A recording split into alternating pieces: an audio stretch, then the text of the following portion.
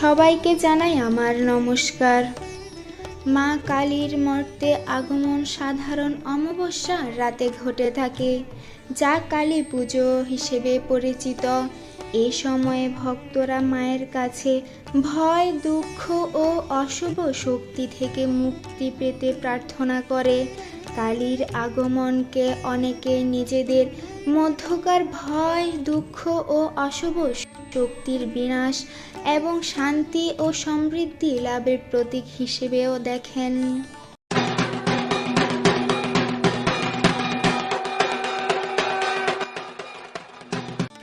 মা দুর্গার কৈলাস থেকে মর্তে আগমন যেমন একটি আনন্দময় ঘটনা, মা কালীর আবির্ভাব তার থেকে আলাদা। মা কালী কৈলাসের উমা নন, তিনি অশুভ বিনাশের জন্য সৃষ্ট এক রুদ্র শক্তি।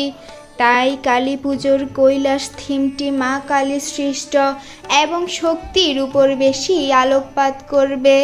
এখানে কৈলাস নিছক কোনো শান্তি নিবাস নয়, বরং সৃষ্টির আদি উৎসের কেন্দ্রবিন্দু।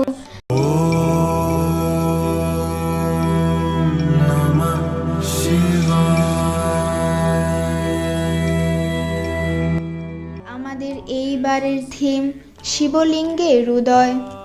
আজকে আমরা জানব হিন্দু ধর্মের প্রধান দেবতা শিবের নিরাকার রূপের প্রতীক এবং সৃষ্টির প্রতীক।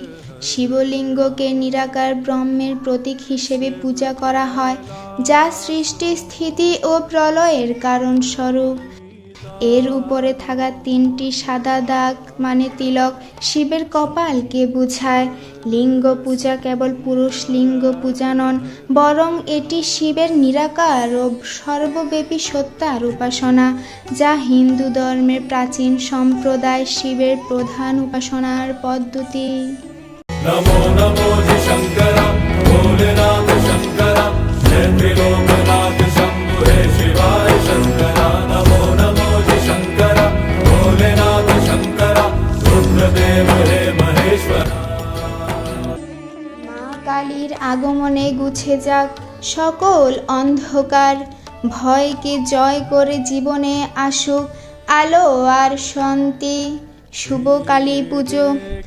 এই দীপাবলি রাতে মায়ের আশীর্বাদে সকল অশুভ শক্তির হোক বিনাশ, আর জীবনে ভরে উঠুক আনন্দ আর শান্তিতে। জয় মা কালী। কৃষ্ণ গোবিন্দ হরি মুরারি।